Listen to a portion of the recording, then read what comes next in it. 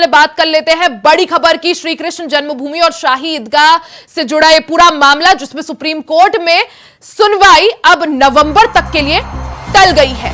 विवादित परिसर के सर्वे पर फिलहाल अंतरिम रोक जारी रहेगी। हाईकोर्ट ने याचिकाओं को सुनवाई के लिए योग्य माना था।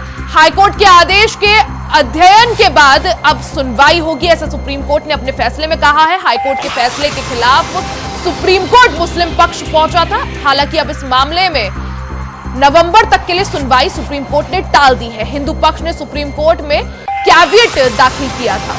तो ये बड़ी खबर आपको बता दें, श्री कृष्ण जन्मभूमि और शाही ईदगाह से जुड़ा ये मामला, जिसमें हाईकोर्ट में सुनवाई चल रही थी, जिसमें जो अलग अलग याचिकाएं दाखिल की गई थी, हिंदू पक्ष की तरफ से दाखिल उन याचिकाओं को सुनवाई योग्य हाईकोर्ट ने माना था, जिसके बाद हिंदू पक्ष ने सुप्रीम कोर्ट में कैविएट दाखिल किया था। मुस्लिम पक्ष ने हाईकोर्ट के फैसले का विरोध किया था। हालांकि अब सुप्रीम कोर्ट ने इस मामले में अगली सुनवाई नवंबर तक के लिए टाल दी है। फिलहाल इस दौरान विवादित परिसर के सर्वे पर अंतरिम रोक जारी रहेगी।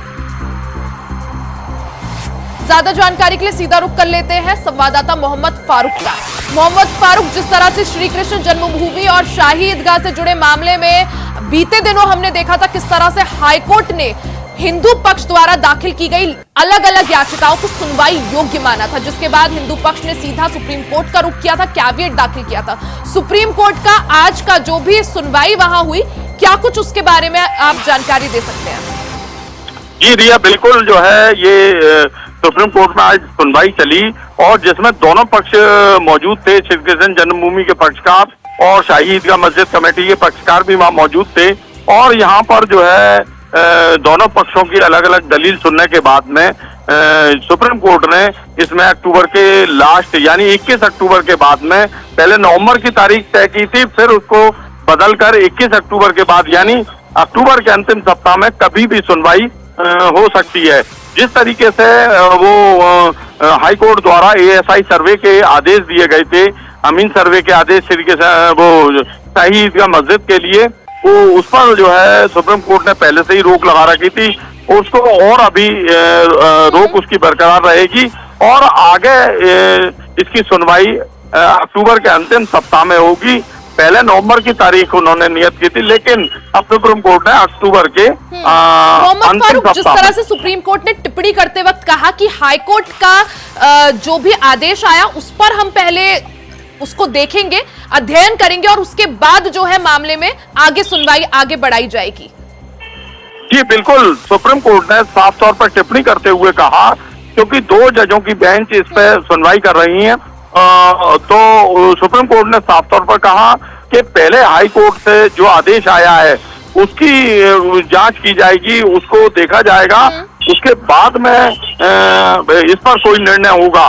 तो सुप्रीम कोर्ट में ये मामला जो है चल रहा है। उधर जो 18 मुकदमे हाई कोर्ट में चल रहे थे, उन 18 मुकदमों में हाई कोर्ट ने सुनने योग्य उनको कराया था। 7 रूल 11 को उन्होंने अवैध घोषित कर दिया था, लेकिन इस पर भी एक याचिका जो है मुस्लिम पक्ष ने डाली है, जिसमें मुस्लिम पक्ष ने प्लेसेस ऑफ वर्शिप एक्ट 1991 का हवाला दिया है और इसमें मुस्लिम पक्ष को जो है 21 अक्टूबर के बाद सुनने के लिए सुप्रीम कोर्ट ने कहा है। जी, यानी सुप्रीम कोर्ट में भी इस मामले की सुनवाई चलेगी। जिस तरह से सुप्रीम कोर्ट ने कहा कि हाई कोर्ट के आदेश का अध्ययन करेंगे, उसके बाद सुनवाई को आगे बढ़ाया जाएगा।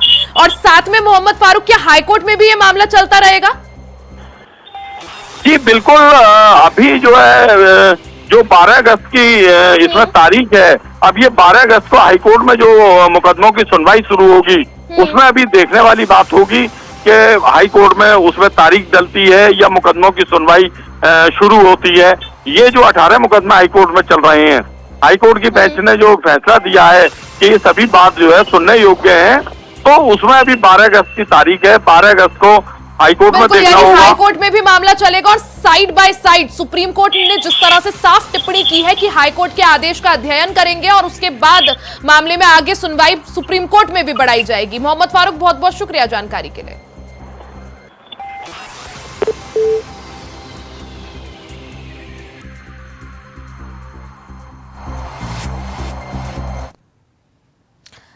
बात अब दिल्ली से जुड़ी बड़ी खबर की कर लेते हैं। दिल्ली के पूर्व उप मुख्यमंत्री मनीष सिसोदिया को सुप्रीम कोर्ट ने जमानत दे दी है।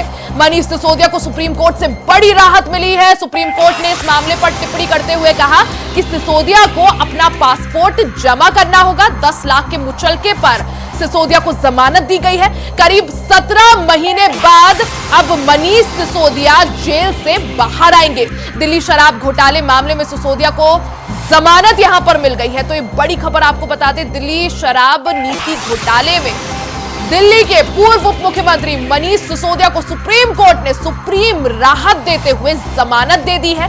इस मामले पर टिप्पणी करते हुए सुप्रीम कोर्ट ने साफ तौर पर कहा कि कई सारी शर्तें हैं जिनके आधार पर यह जमानत मिली है, लेकिन जमानत जो है वो किसी भी नागरिक का अधिकार है। यानी सुप्रीम कोर्ट ने बड़ी राहत यहां पर मनीष सिसोदिया को दी है। इससे पहले संजय सिंह को जमानत मिली थी। अब मनीष सिसोदिया, हालांकि आम आदमी पार्टी के 2 बड़े दिग्गज चेहरे सत्येंद्र जैन और अरविंद केजरीवाल अभी भी जेल में बंद है।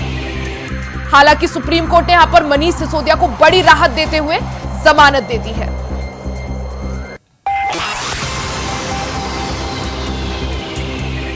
मैंने जैसा पहले से कहा कि इस मामले में कोई भी तथ्य, कोई भी सत्यता नहीं थी। जबरदस्ती हमारे नेताओं को पकड़ पकड़ के जेल में रखा गया। मनीष सिसोदिया जी को 17 महीने तक जेल में रखा गया। क्या भारत के प्रधानमंत्री उनके जीवन के इन 17 महीनों का हिसाब देंगे? क्या भारतीय जनता पार्टी उनके इन जीवन के 17 महीनों का हिसाब देगी, जो शायद दिल्ली के स्कूलों को बनाने में काम आता, बच्चों को अच्छी शिक्षा देने में काम आता? जिंदगी के वो 17 महीने आपने जेल में डालकर बर्बाद किए मनीष सिसोदिया के। माननीय सर्वोच्च न्यायालय का हृदय से आभार है, सर झुका के नमन है कि लंबे इंतजार के बाद न्याय मिला। एक फैसला आम आदमी पार्टी के पक्ष में, मनीष सिसोदिया जी के पक्ष में, और एक एक कार्यकर्ता इस फैसले से उत्साहित है। एक एक देशवासी, दिल्ली का नागरिक इस फैसले से खुश है। और सब ये मानते थे कि हमारे नेताओं के साथ जोर जबरदस्ती और ज्यादती हुई है। हमारे मुखिया अरविंद केजरीवाल जी को अभी भी जेल में रखा है। सत्येंद्र जैन जी को अभी भी जेल में रखा है। मैं उम्मीद करता हूं जल्द ही उनको न्याय मिलेगा। प्रभु से प्रार्थना करता हूं जल्द ही वो बाहर आएंगे। और आज ये जो फैसला आया है, मैं समझता हूं केंद्र की सरकार की तानाशाही पर एक जोरदार ये प्रक्रिया ही तो दंड बन गई थी। आपने जानबूझकर, कभी ईडी आती है, कहती है ये जवाब दाखिल करना है, वो जवाब दाखिल करना है, ये सप्लीमेंट्री दाखिल करनी है, वो चार्जशीट दाखिल करनी है। आपने 17 महीने यही तो खेल खेला मनीष सिसोदिया के साथ। तो इसलिए मैं कह रहा हूं कि फिर दोहरा रहा हूं, एक पैसे मनीष सिसोदिया के घर से बरामद नहीं हुए, एक पैसे उनके बैंक अकाउंट से बरामद नहीं हुए, एक पैसे उनके यहां से कोई सोना गहना प्रॉपर्टी नहीं मिला। आपने जबरदस्ती एक आदमी को सिर्फ अपनी राजनीतिक द्वेष और दुर्भावना के कारण जेल में रखा, और आज उस व्यक्ति को न्याय मिला है। मैं हृदय से सर झुका के माननीय सर्वोच्च न्यायालय के इस फैसले का नमन करता हूं। निश्चित रूप से अरविंद केजरीवाल जी को भी जल्द जमानत मिलेगी, वो भी जल्द ही बाहर है। दिल्ली के विधानसभा चुनाव के लिए और हमारे पार्टी के एक एक कार्यकर्ता के लिए बहुत बड़ी खुशखबरी है, और इससे निश्चित रूप से हम लोगों को बहुत ताकत मिलेगी। और जल्द ही हमारे मुखिया अरविंद केजरीवाल जी और सत्येंद्र जैन जी भी बाहर। वहीं काकोरी कांड के आज 100 साल पूरे हो गए हैं। देश भर में क्रांतिकारियों को याद किया गया। उत्तर प्रदेश सरकार ने क्रांतिकारियों को सम्मान देने के लिए काकोरी ट्रेन एक्शन की शुरुआत की है। सीएम योगी आदित्यनाथ ने लखनऊ में काकोरी ट्रेन एक्शन शताब्दी महोत्सव का उद्घाटन किया, शुभारंभ किया, जहां सीएम योगी ने कहा कि काकोरी के वीर शहीदों को नमन। अंग्रेज भारत का खजाना लूटते थे, क्रांतिकारियों के बलिदान से आजादी मिली। सुनिए उन्होंने क्या कुछ कहा। हम सब जानते हैं कि देश 1947 में 15 अगस्त के दिन आजाद हुआ, लेकिन आजादी अचानक हमें नहीं मिली। आजादी के लिए एक लंबा संघर्ष हुआ था। अलग अलग कालखंडों में हुआ यह संघर्ष इतिहास के पन्नों में आज भी हम जानते हैं, पहचानते हैं। उनसे जुड़े हुए स्थल आज भी हमारे लिए तीर्थ स्थल बनकर के एक नई प्रेरणा के स्रोत बने हुए हैं। आजादी की इस लड़ाई का केंद्र बिंदु यद्यपि बड़ा भारत था, लेकिन जैसे कि उत्तर प्रदेश की अपनी एक पहचान है, भारत की आध्यात्मिक और सांस्कृतिक पहचान के प्रतीक उत्तर प्रदेश प्रथम स्वतंत्र समर 1857 के इस अभियान को भी लीड कर रहा था। मंगल पांडे ने बैरकपुर में जहां इसकी अगुवाई की थी, वहीं एक साथ उत्तर प्रदेश के अंदर कहीं गोरखपुर में बंधु सिंह के द्वारा, मेरठ में जहां इस पूरे अभियान को नेतृत्व दे रहे थे धन सिंह कोतवाल,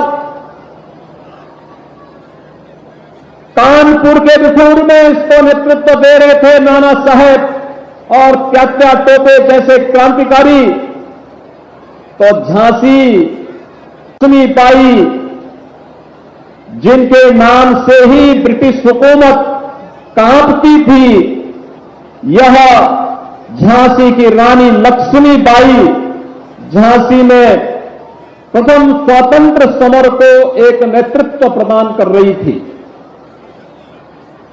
आजादी की लड़ाई केवल वही थमी नहीं, लगातार जारी रही। अभी 2 वर्ष पहले हमें उत्तर प्रदेश के अंदर चोरी चौरा की 1922 में घटित उस ऐतिहासिक घटना को शताब्दी महोत्सव के साथ जोड़ने का अवसर प्राप्त हुआ। 2023 आदरणीय प्रधानमंत्री जी के मार्गदर्शन और नेतृत्व में हम लोगों ने देश की आजादी के अमृत महोत्सव के आयोजन के साथ जोड़ने का अवसर हमें प्राप्त हुआ और आजादी के अमृत काल के शुभारंभ के अवसर पर ही काकोरी ट्रेन एक्शन के महानायकों के प्रति कृतज्ञता ज्ञापित करने का एक अवसर हमें प्राप्त हुआ है। बहनों और भाइयों, हम सब जानते हैं कि 9 अगस्त 1925 को इसी काकोरी में उस समय के महान क्रांतिकारियों पंडित राम प्रसाद बिस्मिल, ठाकुर रोशन सिंह, अस्ताउल्लाह खां, राजेंद्र नाथ लाड़ी, चंद्रशेखर आजाद और ऐसे तमाम क्रांतिकारियों ने उस दौरान एक रणनीति बना करके भारत के खजाने में डकैती डालने के उद्देश्य से ब्रिटिश हुकूमत के द्वारा भारत का पैसा जो ब्रिटेन ले जाया जा रहा था। वहीं रेसलर विनेश फोगाट के ओलंपिक खेलों में अयोग्य घोषित किए जाने के बाद से देश भर में इसे लेकर राजनीति शुरू हो गई है। वहीं अब 2004 के ओलंपियन और अर्जुन अवार्ड विजेता अनुज कुमार चौधरी ने 100 ग्राम बड़े वजन के लिए विनेश फोगाट को जिम्मेदार ठहराया है। उन्होंने कहा कि वो खुद 50 बार इंटरनेशनल मैच खेल चुके हैं। वजन को नियंत्रण में रखना खिलाड़ी की खुद की जिम्मेदारी होती है। वहीं उन्होंने कोच की भूमिका को लेकर भी सवाल खड़े कर सवाल उठाए हैं। उन्होंने कहा कि अगर विनेश फोगाट का वजन बढ़ा तो उस समय कोच क्या कर रहे थे। बता दें कि विनेश फोगाट मामले में हो रही राजनीति पर भी उन्होंने अपनी ये राय रखी है।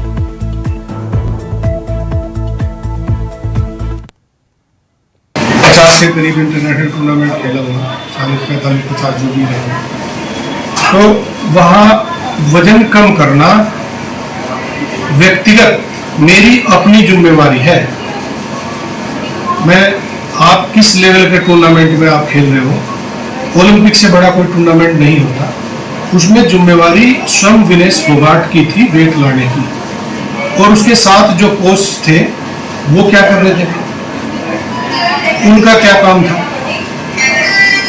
और मैंने देखा वेट लेने में या देने में इस तरह से, अब भाई यहाँ वेट कम कर दिया या साजिश हो गई या वो, तो भाई मुझे ये सब चीज़ें नहीं लगती साजिश, क्योंकि वेट उसी मशीन पे तो अमेरिका ने दिया, उसी मशीन पे इंडिया ने दिया और सबके सामने दिया। वेट कम लाना ना होना तो वो कोचों की जिम्मेवारी थी। जो कोच थे उन्हें देखना चाहिए था भाई आपके रेसलर की कल बाउट है और उसमें कितना, इसने क्या खा रही है क्या पी रही है, क्योंकि आदमी जब वेट तोड़ता है तो उसे भूख लगती है और वो इधर उधर जाके कुछ ना कुछ चीटिंग कर लेता है इस कारण। और जब वेट का एक लेवल होता है, जैसे हम एक शरीर है ना, शरीर एक जगह जाके जवाब दे देता है, वो उसमें आप आधा घंटा 1 घंटा दौड़ते रहो, कुछ भी करो। 2 तरीके वेट घटाने का ये है भाई, आप दौड़ोगे तो जैसे वैसा कच्चा वेट होगा तो वो पसीने के जरिए, पानी के जरिए बाहर निकल जाएगा 100-200 ग्राम 500 ग्राम। तो पसीने के बाद जब हम वर्कआउट करते थे या खिलाड़ी भी करता था कोई, नॉर्मली यदि वो स्वस्थ है उस तरह, तो एक ट्रेनिंग में 2-2.5 किलो वेट घटा देते हैं। जो सीनियर खिलाड़ी है पूरे, इन्होंने भी घटाया होगा। बुलेटिन में फिलहाल के लिए सिर्फ इतना ही। खबरों का सिलसिला जारी रहेगा, बने रहे हमारे साथ।